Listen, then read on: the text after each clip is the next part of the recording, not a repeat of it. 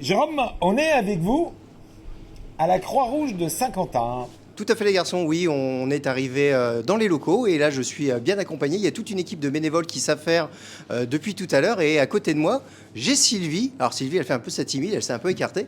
Mais voilà, Sylvie, c'est vous qui êtes la responsable de la section, on va dire, saint-quentinoise de la Croix-Rouge, c'est bien ça? Tout à fait, oui, c'est tout à fait ça depuis un an. Alors là, aujourd'hui, là, en ce moment, il se passe quoi là? Alors là, nous effectuons notre distribution pour nos bénéficiaires. Alors on distribue quoi aujourd'hui? Alors, il y a du sec, tout ce qui est produit de première nécessité. Donc essentiellement, là, il y a des pâtes, il y a du riz, voilà. Et nous avons aussi tout ce qui est surgelé, frais. Là on le voit, oui effectivement, derrière nous, là, il y a tout ce qu'il faut. Chose que nous allons chercher donc à l'ABA les mercredis après-midi.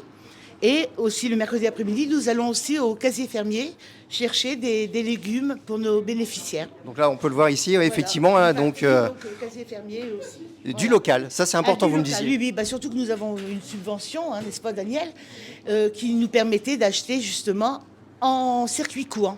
Donc et ça fait connaître aux gens et une alimentation des fois un peu plus saine.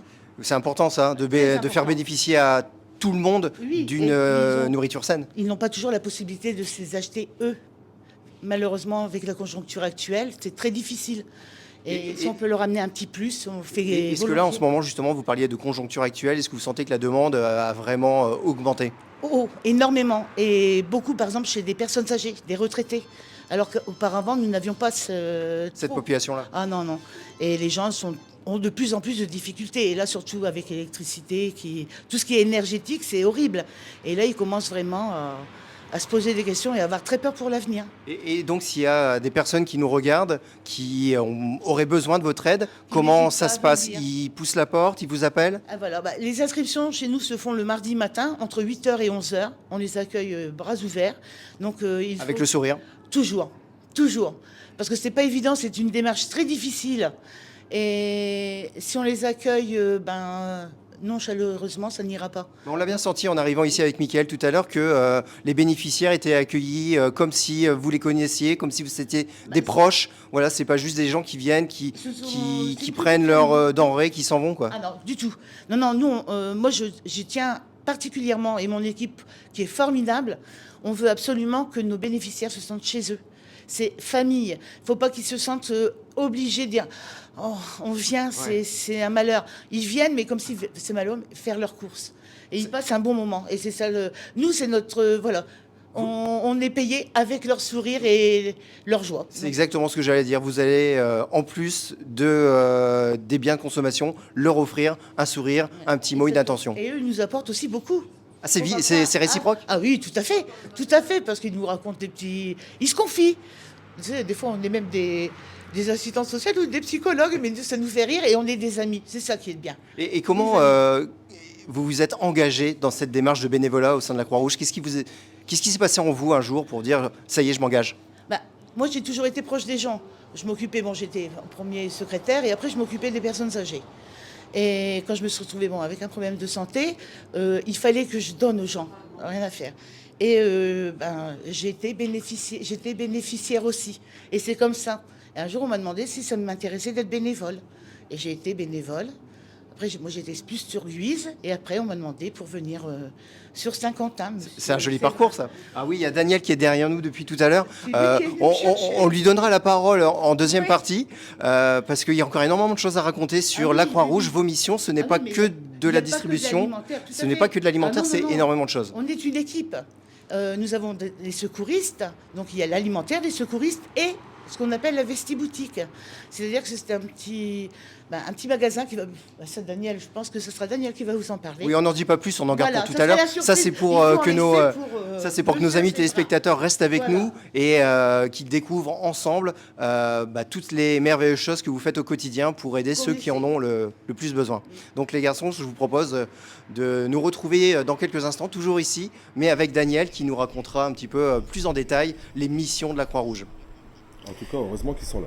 Eh ben ouais. Et Jérôme, tu passeras vraiment un gros bisou, en tout cas un gros big up à toute la team de la Croix-Rouge parce que tout au long de l'année, ils font un travail incroyable. Un grand merci à eux du fond du cœur.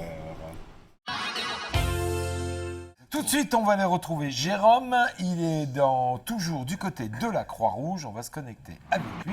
Jérôme, es-tu avec nous? Oui, à toi.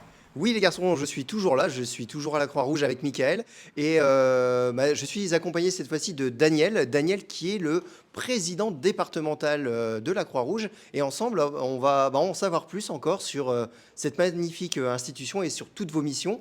Donc en quelques mots, les missions de la Croix-Rouge, on en a vu une tout à l'heure, l'aide alimentaire, mais ce n'est pas que ça, c'est loin d'être que ça.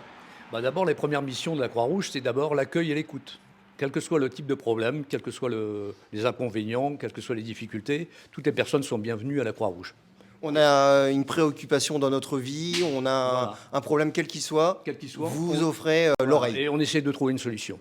Sinon, il y a 3 centres particuliers de la Croix-Rouge.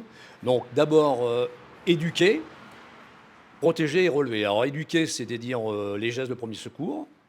Protéger, c'est-à-dire on fait des postes de secours quand il y a des manifestations, les urgences quand il y a des catastrophes. Et on l'a vu dernièrement, notamment dans le nord de la France, avec les tornades. Où on était là pendant 2 mois pour nourrir la population qui avait tout perdu. Et puis relever, donc c'est l'accueil-écoute, et relever, c'est surtout l'aide alimentaire et vestimentaire, voilà, l'aide à l'hygiène et aux soins.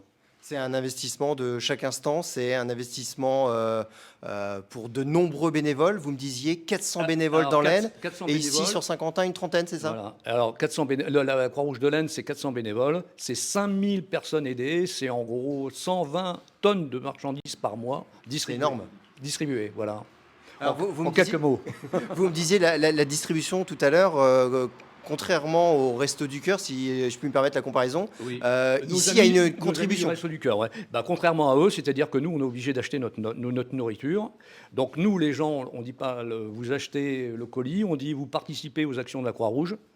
Et la contribution qui donne permet de payer une partie de la nourriture, bien sûr, mais aussi des actions de la Croix-Rouge telles que les cadeaux de Noël, les fournitures scolaires, le soin, l'hygiène, etc., qu'on peut apporter tout le long de l'année. Voilà. Donc là, vous me disiez aussi tout à l'heure par rapport au bénévolat que le Covid a fait un petit peu de mal. Hein, si on, voilà, j'ai voulu minimiser, mais bon, on va dire, ça fait beaucoup de mal au bénévolat.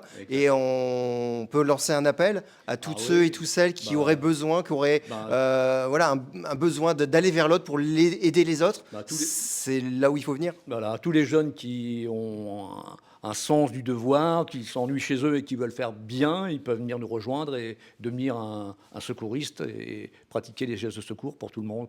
Voilà. C'est ouvert à tout le monde? C'est ouvert à tout le monde. Et les formations, c'est gratuit. Voilà. Alors les formations, c'est-à-dire? Les formations de la Croix-Rouge, c'est-à-dire qu'il y a des stages de plus d'1 semaine pour devenir secouriste. Et après, il y a des échelons à franchir. Même moi, je n'ai pas tous les échelons. C'est très compliqué. Et donc, c'est dans les écoles de la Croix-Rouge. Voilà. D'accord, donc vous voyez les garçons, il y a énormément de choses à savoir sur la Croix-Rouge. C'est une équipe extraordinaire de bénévoles. Là, tout à l'heure, on a assisté avec Mickaël en direct à la distribution d'un colis d'urgence. Voilà, il y a les colis, on va dire, réguliers, mais il y a aussi de temps en temps une urgence et il faut pouvoir y répondre. Voilà, la Croix-Rouge, c'est donc une mobilisation de 11 mois sur 12, mais le mois de août, malheureusement, n'est pas libre, puisqu'on fait aussi des colis d'urgence. Et les colis d'urgence, c'est le samedi, c'est le dimanche, c'est le soir, c'est le matin, c'est à toute heure. Donc c'est à 100% au service de l'autre, au service de ceux qui en ont besoin. C'est tout à votre honneur, cet investissement. On ne vous remerciera jamais assez. J'espère que ça va susciter des vocations de bénévolat pour tous ceux et toutes celles qui nous regardent. En tout cas, voilà, avec Mickaël, on a appris beaucoup de choses ici. Et merci pour tout ce que vous faites, Daniel. Merci, à bientôt. Merci beaucoup Jérôme et un grand merci à Daniel et merci d'avoir partagé tout ce savoir-faire et toute cette passion